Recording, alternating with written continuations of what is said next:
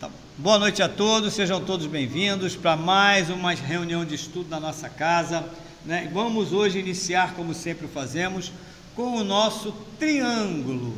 Todos vocês que aqui estão já têm o conhecimento, né, de qual é o objetivo e o propósito do exercício do triângulo. Primeiro, né, e que esse exercício nos ajuda a concentrarmos, né, o nosso pensamento, manter a nossa atenção focada no momento presente, não é? Porque o momento presente para nós agora é qual? Esse. Então a nossa mente tem que estar aqui. Esse exercício nos ajuda, não é? Porque se estivermos aqui, ó, não vamos pegar nada. Então é importante a gente estar consciente disso, né? Esse triângulo, mentalizando diante do nosso chakra frontal, aqui, né, no centro da nossa testa, vai nos auxiliar, né, e vai fazer com que nós venhamos aprimorando o nosso chakra frontal, que aprimora a glândula hipófise, que auxilia todo esse nosso sistema. Então comanda as ações, né, das nossas vistas, dos nossos ouvidos, do nosso nariz, nossa boca. Então a visão, a audição, o olfato e o paladar são proporcionadas por essa glândula que, por sua vez, através do chakra frontal desenvolvido ou aprimorado, nos auxilia o contato com o mundo extrasensorial. Então toda a audição que a gente tem de algum ser espiritual é o chakra frontal que proporciona para que o teu ouvido possa ouvir, porque na realidade nem é ele que está ouvindo, é através da glândula, como a nossa visão, como o nosso olfato, o paladar. Às vezes a gente sente um gosto diferente na boca, né? Às vezes a gente sente isso, estou com gosto de um doce, que tu nem sabe o que é, acontece. Então são espíritos que passam, né, com um pudim maravilhoso, e tu sente aquele gostinho dele, entende? Esse exercício nos auxilia, né? A gente brinca um pouquinho, porque senão fica tudo muito sério, né? E não é assim que as coisas acontecem. A vida acontece assim, é sorrindo, é chorando, é caindo, é levantando. Não é? Se a gente não for assim, a gente não está vivo, né? E esse triângulo também, ele tem a virtude do equilíbrio.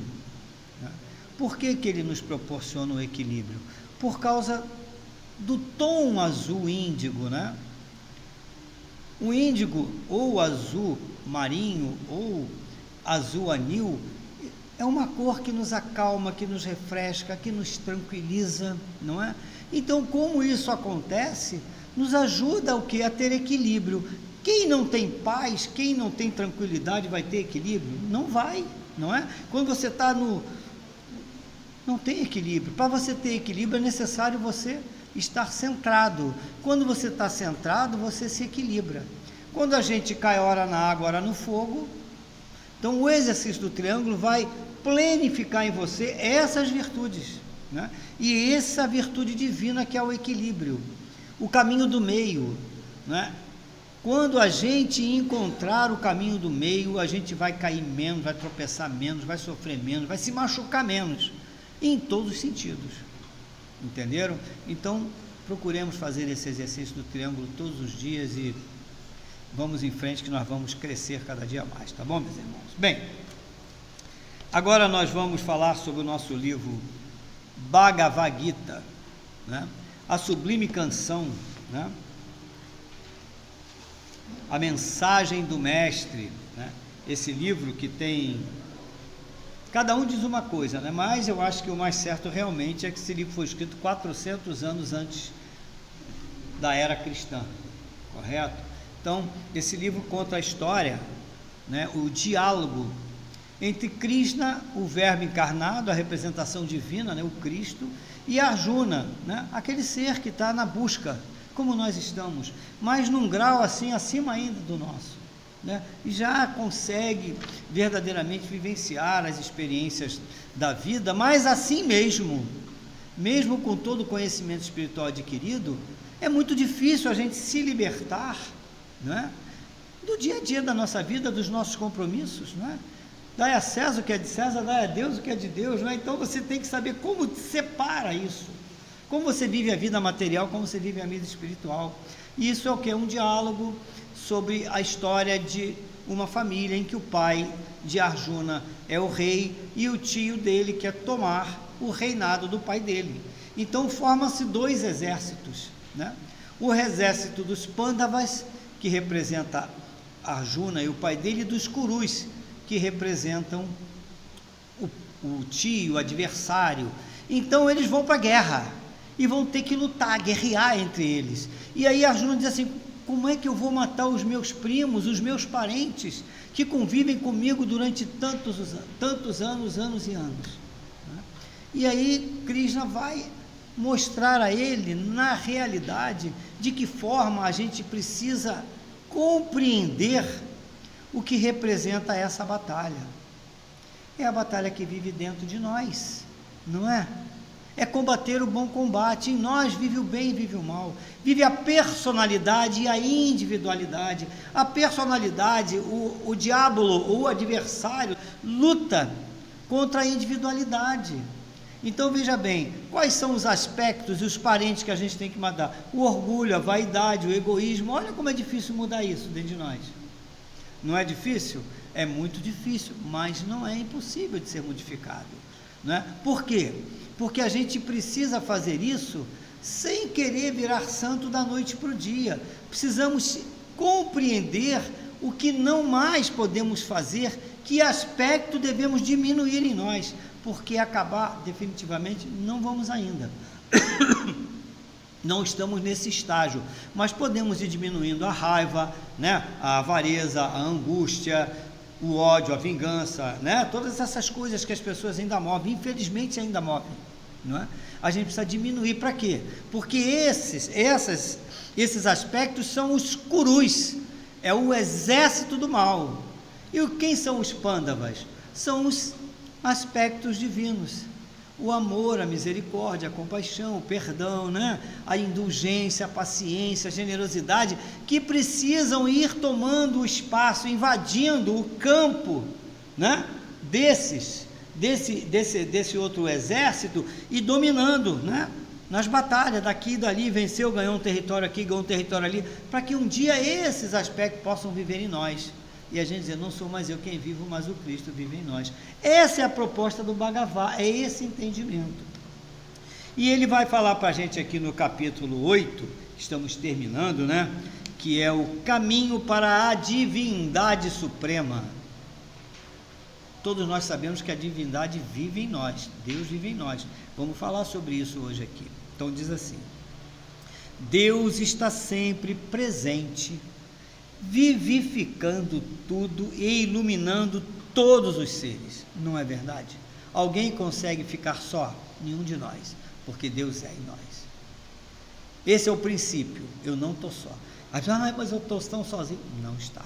Deus está em nós. Correto? Veja bem. Quem se deixa iluminar pelos raios da sabedoria, torna-se sábio. A sabedoria divina nele é uma força viva, que o conduz ao conhecimento da imortalidade.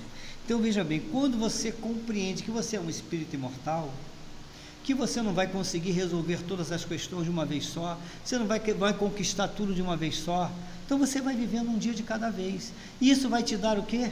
Equilíbrio, né? Equilíbrio para você não perder, não cair ora no desespero, ora nisso, ora naquilo, ora na ansiedade. Então é esse o objetivo, de encontrarmos esse caminho. E aqui na página 99, no item 98 ainda, né? No versículo 22 que nós estamos, Krishna fala assim para Arjuna, prestem atenção: a suprema essência em que todas as coisas têm o seu ser, todos nós estamos aqui na suprema essência, e pela qual todo este universo foi criado, pode ser encontrada só pelo Espírito purificado. Então quem não se purificar não vai compreender essa essência ainda, então não vai encontrá-la. Submisso à vontade suprema, desapegado de tudo o que não é divino, não é? Então é você compreender que existe uma força superior, e que é a ela que você tem que buscar, a ela você tem que se voltar sempre, porque senão você vai só perder tempo, só vai entrar, como diz a Eliane, naquela sansara, né? Vai e volta, não vai compreender nunca os reais valores que a vida oferece. Nós temos que buscar e compreender e entender quais são os reais valores da vida, não é? Então o Bhagavad de hoje nos ensina isso, que somente quando alcançarmos esse entendimento, então não vou alcançar nunca, quem disse que não? Vai para casa, pega o Bhagavad, olha para ele, coloca esse questionamento na sua vida, nos seus pensamentos, nas suas atitudes, no seu dia a dia, e veja como que você pode se modificar e melhorar a partir desse ensinamento. Com certeza você vai conseguir. Tá bom, meus irmãos? Esse é o nosso Bhagavad de hoje. Esperamos que todos tenham esse entendimento. Vão anotando as dúvidas para falar no final. Né? Então, meus irmãos, quero falar a todos que estão conosco que este é o canal da Fraternidade, um canal voltado a levar o conhecimento, né? A levar a todos quantos são buscadores da luz o caminho, o entendimento dos reais valores que a vida oferece, né? Então que todos possam, né, de alguma forma serem beneficiados com esse trabalho, nos ajudem questionando o que for questionado, deixando suas perguntas, né, fazendo seus questionamentos, colocando alguma coisa, isso tudo vai ser bom para todos nós, né? Se inscrevam no nosso canal, habilitem o sininho das notificações, deem seus likes, compartilhem com todos aqueles que nós sabemos que têm interesse, que são espiritualistas, buscadores da luz, né? Esse é o objetivo do nosso canal, tá bom, meus irmãos? Contamos com todos. Bem, meus irmãos, então vamos agora iniciar o nosso Evangelho. Iniciar ou dar continuidade, né? Porque nós estamos dando continuidade desde o início, estamos ainda no prólogo de Lucas. Olha que trabalho extraordinário que Lucas nos proporcionou e que Pastorino conseguiu compilar de uma maneira profunda e esclarecedora para todos nós. Nós estamos falando sobre manifestação crística, né? Já falamos sobre o Cristo, né? Já falamos sobre o sol, que é o Cristo, o espelho que somos nós, de que forma cada um de nós manifesta o Cristo, de acordo com o nosso grau de entendimento, o nosso grau de espiritualidade, nosso grau de desenvolvimento espiritual, nós vamos manifestar o Cristo. Todos nós já manifestamos o Cristo, não tenham dúvida quanto a isso, não só os seres iluminados, porque quando você faz o bem a alguém, quando você propõe a ajudar, você está manifestando o Cristo, né? Mas quando você humilha o outro, pisa no outro, você está manifestando o adversário. Mas ainda que eu te digo, são as jaças do espelho, né? Então entendemos isso. E o que é a manifestação crística? A manifestação crística na realidade é nós anularmos completamente a personalidade. Como que a personalidade se anula? Quando ela evolui. João Batista representava a personalidade, mas no seu mais alto grau, né, de evolução, mas ainda não era o Cristo. Mas ele estava no mais alto grau de evolução. A personalidade dele era a personalidade mais evoluída de toda aquela época. Acima dele só o Cristo. Por isso ele era o anunciador, porque ele já tinha a capacidade, já tinha conquistado, né, o direito de anunciar o Cristo.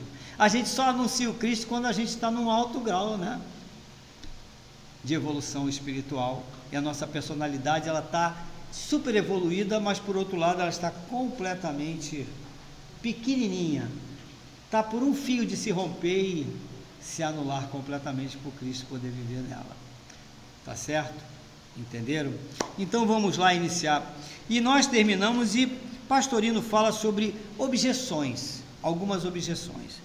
É muito extenso, mas o que é mais importante sobre isso é que justamente a objeção vai falar sobre a mente divina, o raio de luz, não é isso? O fluido cósmico. Então vamos compreender o que é tudo isso, a centelha divina, o Cristo em nós. Objeções, ele diz assim: antes de prosseguir, vamos responder a algumas objeções. e diz assim: se o raio de luz possui mente divina, portanto consciente e onisciente e perfeita, como se torna capaz de erros? Isso é um questionamento. Mas então vamos, antes de responder, vamos falar sobre esse raio divino, que nada mais é que a centelha divina, né? Como é que isso funciona? O que é a centelha divina? Qual é a sua origem? Não é? Então vamos dissecar essa origem. Vamos lá. O sistema solar do nosso planeta, ele tem 7 planos, certo? O primeiro plano é o plano divino, que é o plano do Logos, né? Do Sol central do universo, do Deus, não é isso? Que vive, que emana, que cria. Esse é o plano divino, é o plano mais evoluído, que é o plano do Logos. E o segundo plano é o plano monádico. Esse plano monádico é o plano da vontade, da atividade e da sabedoria. Não vai achar aí não. Da sabedoria, não é? Veja bem, é o plano da criação da mônada, que vem a ser a centelha divina. Então é o plano monádico, então é o segundo plano, abaixo do plano superior, que é o plano divino. Então é de onde está a criação. Então Deus cria no plano monádico a centelha divina, que é o quê? O seu filho, o seu gene, com o seu DNA, com todos os seus aspectos divinos, estão ali, colocados naquela centelha. Por isso que dizem que somos feitos à imagem e semelhança de Deus, que ainda não é bem entendido pela humanidade, porque não sabe que imagem é essa. A imagem são os aspectos da centelha. Então veja bem, eu já falei para vocês, tem aquele triângulo, né? Vontade, atividade e sabedoria, estão intrínseco na centelha divina, que habita dentro de nós. Esses 3 aspectos monádicos. E depois do terceiro plano é o plano espiritual, né? Ou átmico. É a morada do nosso espírito imortal. Oi? O terceiro é o plano espiritual, ou atímico, que é a morada do espírito imortal. O nosso espírito imortal mora nesse plano, está ali, imaculado, não é atingido por nada, por nenhum erro, por nenhum equívoco, nada, ele está ali, correto? E o quarto plano é o plano intuicional, ou búdico, é o plano das intuições, de onde o espírito mortal se utiliza para enviar as intuições, que vão cair aonde essas intuições? No quinto plano, que é o plano mental, né? Que é o plano das criações, de onde tudo promana, de onde todas as ideias surgem, que depois serão concretizadas, não é isso? Esse plano, ele tem uma subdivisão, que é o mental superior e o mental inferior. O mental superior é aquele plano que a minoria da humanidade consegue alcançar. Poucos alcançam o mental inferior. Então esse plano mental é o plano de onde as ideias surgem, né? Que são enviadas para onde? Pelo plano da intuição. A intuição manda para o mental, ele cria a ideia, absorve e manda para o plano. Qual é o plano abaixo dele? É o emocional astral. Então o plano mental superior emana o pensamento, passa para o inferior, desce do inferior, e do inferior ele vai para o plano astral, não é isso? Que é o plano das nossas emoções, é o plano que vai nos ajudar a cristalizar, porque na nossa vida, para tudo que nós precisamos fazer, precisamos ter emoção, não é? Se você não tem emoção de sair da cama todo dia, você não levanta. Você tem que colocar emoção em tudo que você faz, não é? Colocar a tua vibração, a tua energia, a tua emoção. Então é o plano astral ou emocional que nos dá essa oportunidade. Estamos aqui porque fomos movidos pela emoção de vir assistir a aula. Não é isso? Estamos aqui nos emocionando. Você, essa palavra me emocionou. Eu estou emocionado, entendeu como é que nós? Então é esse plano astral que proporciona as nossas emoções. Muitas vezes, né, as nossas emoções não são as melhores e a gente acaba, né, congestionando o plano astral, né? Tudo bem. Então esse plano astral, né, é o 6º subplano. E qual é o 7º subplano? É o plano físico denso, composto do corpo etérico e do corpo físico denso. É onde tudo se coagula. É a matéria, é a terra, é o solo, é a vida, é o movimento, é a ação, não é isso? É a concretização de tudo que nós estamos aqui fazendo. Esse é o plano das realizações. É aqui que a gente realiza tudo. É aqui que a gente conquista todo o nosso espaço na vida material e na vida espiritual. Não vamos evoluir nem crescer se não for aqui. Entenderam agora? Aproveitem essa oportunidade. Então é aqui que tudo acontece.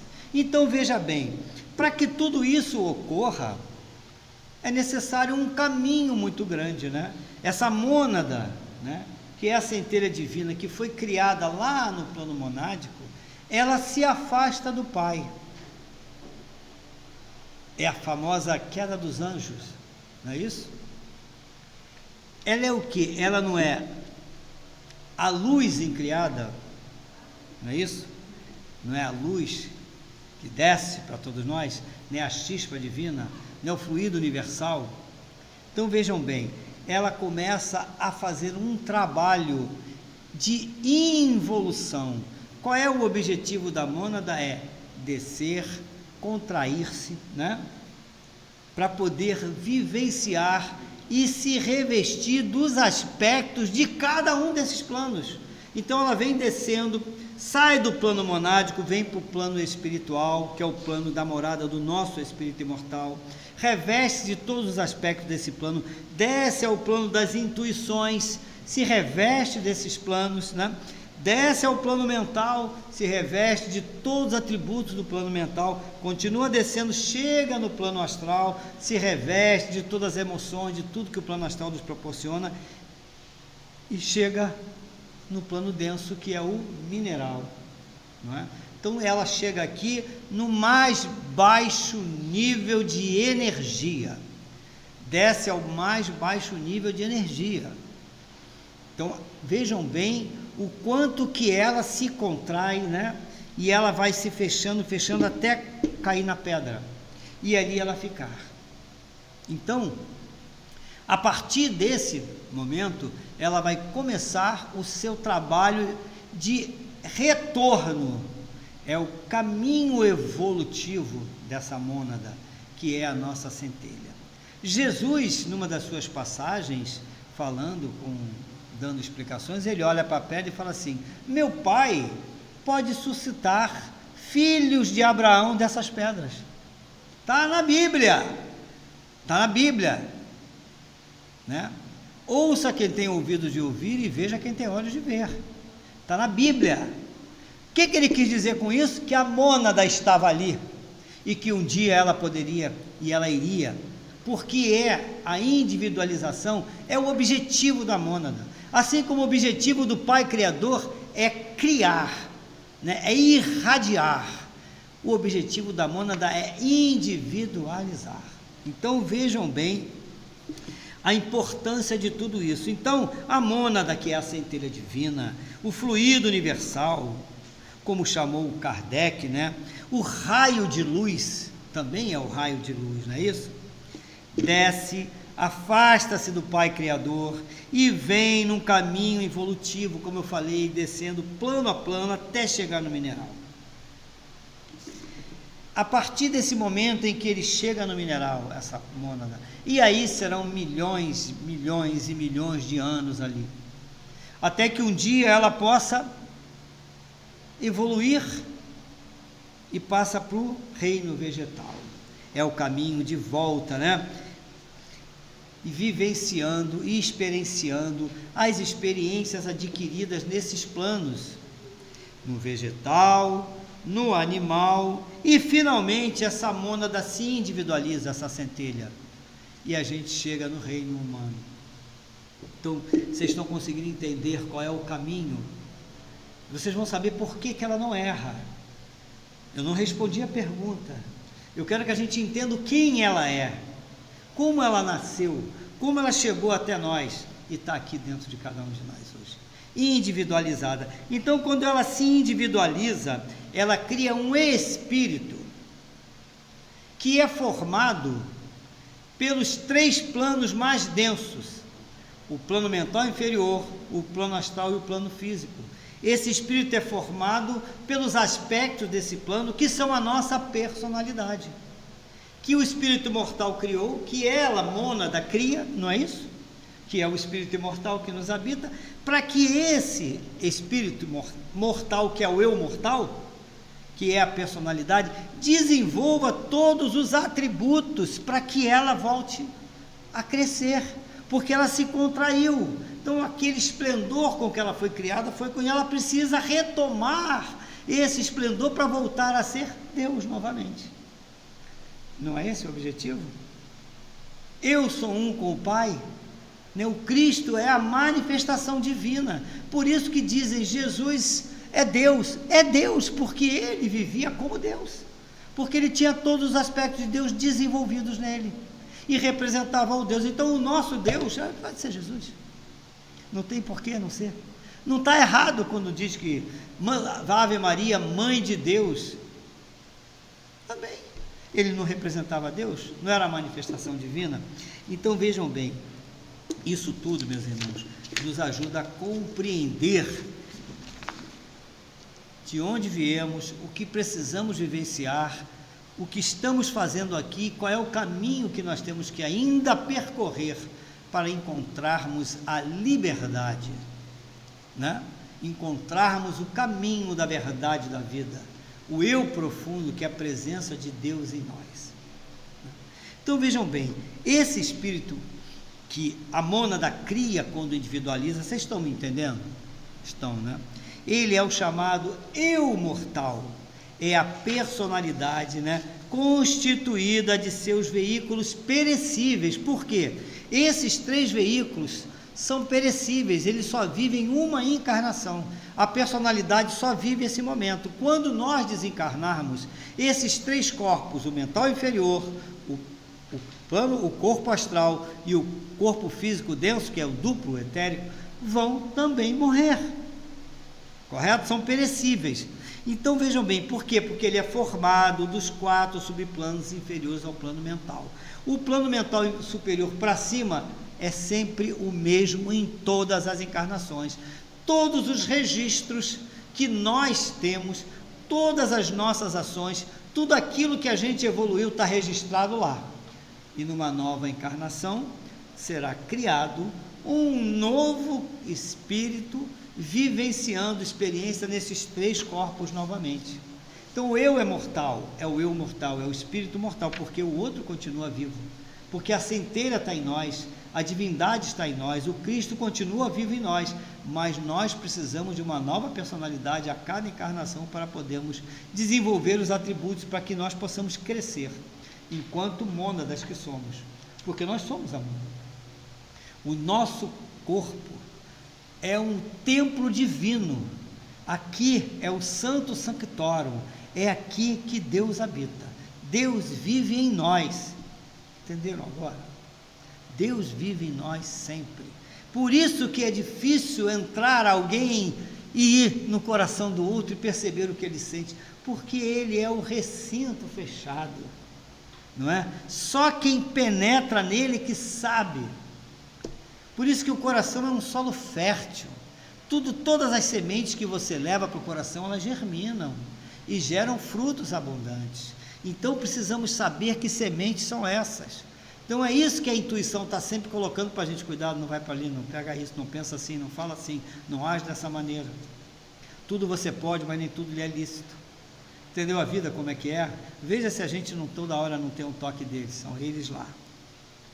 Então veja bem, o eu mortal, que é a nossa personalidade, é o veículo, né, que a nossa individualidade se utiliza para o seu crescimento. Nós estamos aqui como trabalhadores da vinha.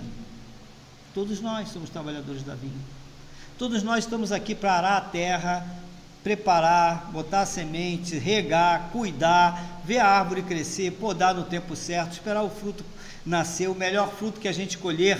Os melhores frutos colhidos serão entregues ao espírito imortal, porque os frutos podres nós vamos ter que responder por eles. Entenderam agora? Então olha bem como que tudo isso, né, compreende esse sistema evolutivo.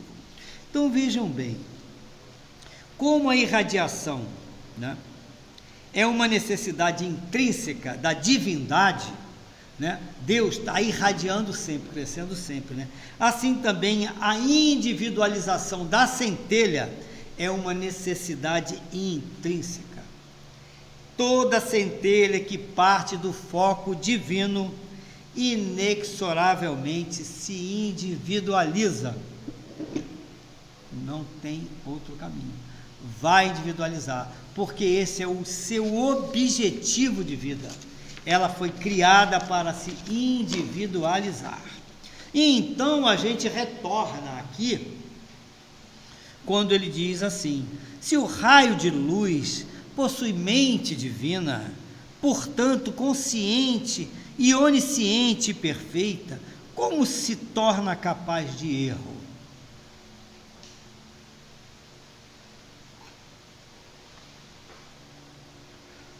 A resposta é: o raio de luz, a centelha divina, jamais erra, nem sofre, nem involui. Sua tarefa é envolver-se, concentrar-se, contrair-se para impulsionar a evolução, a individualização que dele mesmo surgiu. Não é isso? Esse é o objetivo da centelha. Essa individualização ou espírito é um novo ser.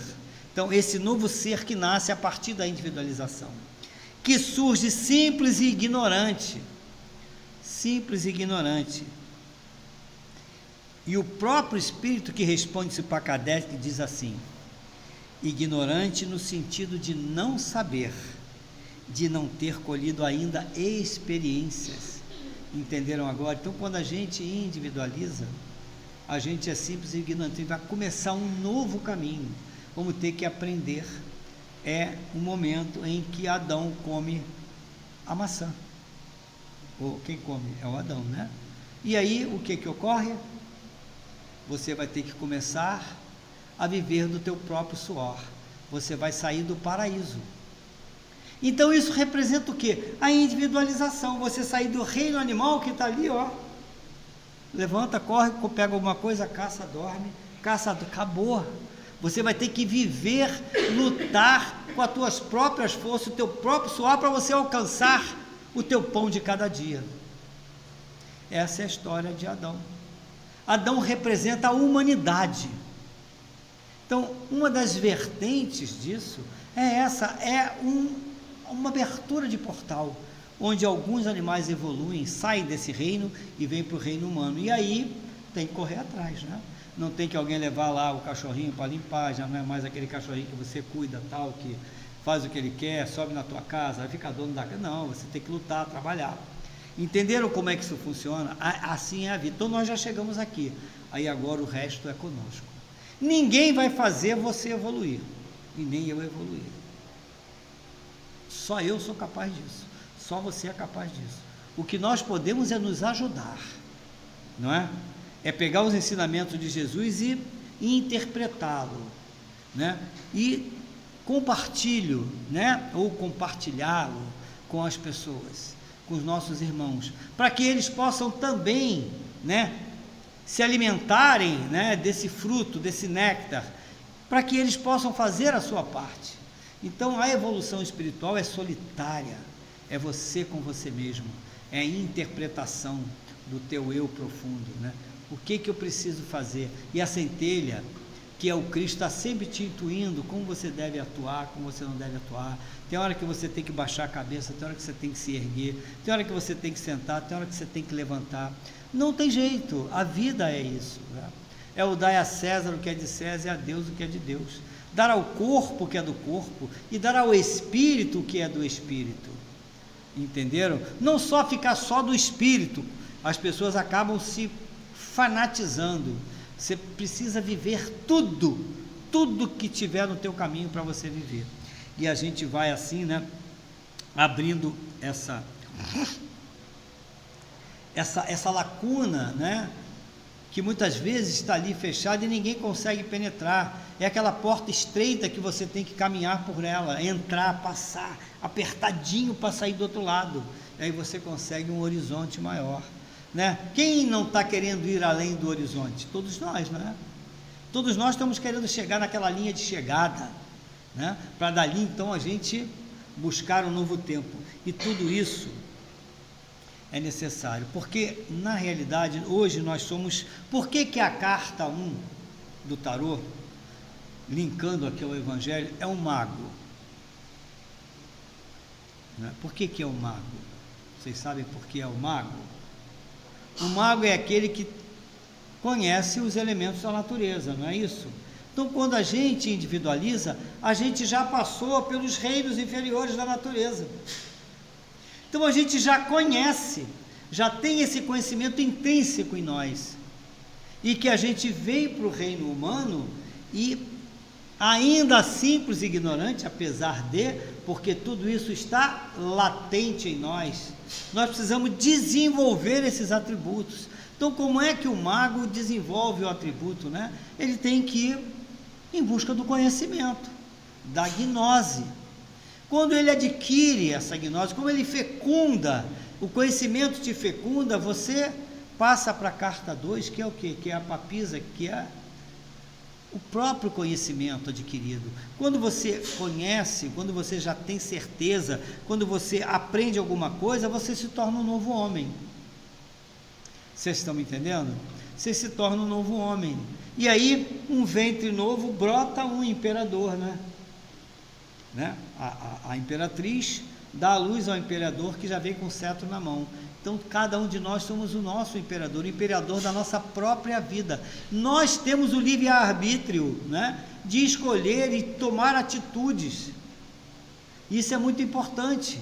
Então a gente entra nesse mundo, né, no mundo da matéria, no mundo da vida, e começamos a ir desenvolvendo os atributos do poder, da força, né? E um certo momento você percebe, mas não é só força, tem que ter alguma outra coisa, não é só luta, não é só matéria. E o espírito, como fica?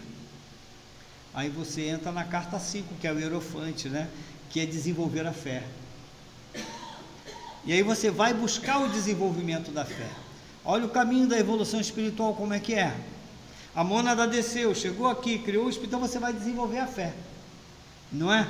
Então você vai desenvolver a fé, vai conhecer as religiões, os dogmas, e você vai ter que interpretar qual é o teu caminho ali, o que você acredita e o que você não acredita.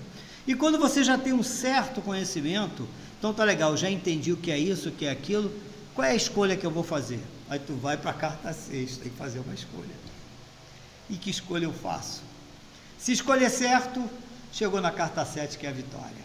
Aí venceu a primeira etapa da nossa vida, do nosso caminho de evolução. Já temos a capacidade, né, de guiar a carruagem só com a força do pensamento. Que carruagem é essa? É o nosso corpo físico, né? É a nossa personalidade, não manda mais em nós. A gente consegue, não, você quer, mas não é isso. Você quer, mas eu não vou fazer, porque não é bom, por isso, entendeu agora? Pô, estou com uma fome, pô, que doce gostoso, eu não posso comer, eu estou com a glicose alta, não vou comer. É a escolha que você faz, entenderam agora? É por isso que a carta 6 são duas mulheres, não é isso? uma belíssima, né? Toda bonita, lindona, aquele caminho de flores, e a outra toda recatada, num morro danado, né? Cheio de pedra, e aí você, pô, quem eu escolho? Se você escolhe a mulher belíssima, que maravilha, você vai viver um momento, mas você vai cair no abismo lá na frente.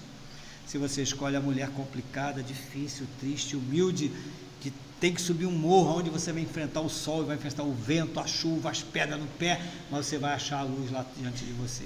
Aí você diz assim, puxa vida, acho que eu vou deixar para outra encarnação, não vou fazer nessa não é isso? Não, tem que fazer nessa, fazer a escolha certa. Escolheu a Sônia, tem que ficar com ela. Entendeu agora como é que a vida é isso? É a luz, é o que tem por trás das aparências que a vida nos mostra. A vida nos mostra aparências, né? Dizem que o homem lá, ele cada hora parece de um jeito, né? Parece como isso, como aquilo, aí você tem que ter olhos de ver o que existe por trás da aparência. Ó, essa aparência é uma coisa, mas na realidade ele é outra. Ninguém se mostra como é de verdade. Então vejam bem como que a gente precisa ter esse entendimento, ter a certeza. Por que a centelha não erra? Porque ela é o Cristo, ela é Deus em nós, são os aspectos divinos que vivem em nós. Se Deus é soberanamente justo e perfeito, se a centelha divina é o seu produto, é o seu filho, é um filho de Deus, e nós somos filhos de Deus, porque temos a centelha que nos criou como espíritos, entenderam? Então somos todos filhos de Deus por isso. Então a pergunta é essa: a centelha nunca vai errar, não erra. Quem erra é a personalidade, é o eu mortal. Então essas objeções, melhor dizendo, né? Eu ia falar questionamentos, são tantos que eu acho que esse aqui já nos dá uma orientação tão profunda de quem nós somos. Nós precisamos entender isso. Qual é a nossa verdadeira essência? Quem somos nós? De onde viemos? O que estamos fazendo aqui? Para onde vamos? Que escolhas temos que fazer? Por que as coisas acontecem na nossa vida? Por que hora a gente cai no fogo, hora a gente cai na água? Peraí, a gente não pode ser assim, né? A gente tem que se equilibrar. Então vejam bem o quanto que nós devemos bater para a porta se abrir, buscar e encontrar, pedir e obter. Mas temos que saber exatamente o que buscamos, em que porta batemos e o que nós pedimos, porque senão a gente pode justamente entrar na porta errada, receber a informação errada e pedir o que não temos condições de conviver com ele. Entenderam agora? Então esse é o objetivo do nosso estudo hoje. Essas são as objeções, uma única objeção que nos dá uma vertente tão grande, né? Que nos ajuda a compreender quais são os reais valores que a vida nos oferece. E vamos viver todos os valores. Mais uma vez falando, dar a César o que é de César e a Deus o que é de Deus, né? Dar a matéria, dar ao corpo, dar a vida, tudo que é da vida, que é do lado de fora, mas dar a Deus o que é de Deus. Temos que ter sempre um momento da nossa vida para podermos nos conectar com a presença divina que nos habita. E esse momento está aqui entre nós, não é? Para todos nós, para todos que estão nos assistindo, né? Que nós esperamos que tenham compreendido. É só, quem não conhece, é só entrar na internet e baixar lá a Sabedoria do Evangelho, de Carlos Torres Pastorino, PDF, volume 1, e estudar, se aprofundar, mergulhar, conversar, né? Quando você lê, você tem que conversar, né? Com aquilo ali, né? Como é que a gente conversa, né? Com isso, para que você possa interpretar, ler em voz alta. Ficar olhando só assim, a gente não vai ler nada, a gente tem que ler, conversar, parar, aí fazer isso assim, sair rabiscando tudo, porque é dessa forma que a gente aprende. Então o ensinamento de hoje é esse. Eu espero que todos tenham compreendido, todos tenham alcançado. É difícil a beça, não é? É muito difícil, a nossa caminhada é muito longa, mas nós temos que dar um passo. Se não dermos o primeiro passo, não vamos alcançar nenhum ambiente. Só vamos alcançar o caminho da luz, a estrada sem fim, se nós colocarmos o pé nela. Vamos colocar o pé na estrada e vamos à frente, não é isso? Como disse Jesus, né, e como está na palestra da nossa querida irmã Alessandra, né? Irmos em marcha. O que é ir em marcha? É sair para a rua? Marcha para isso? Não. Ir em marcha é voltar para dentro de você e marchar para encontrar os caminhos dentro de você que te levem à compreensão do ensinamento profundo que o Cristo nos deixou. E assim, meus irmãos, a gente encerra o nosso estudo de hoje, né? Pedimos a todos que ficaram conosco até agora, muito obrigado pela presença de todos. Não deixem de se inscreverem no nosso canal, compartilharem as nossas reuniões, darem seus likes, né? Habilitarem o sininho das notificações e sigam esse canal, porque esse é um canal de luz, um canal de amor. Todos estão aqui com os corações abertos a compartilhar aquilo que a gente recebe. Muita luz para todos.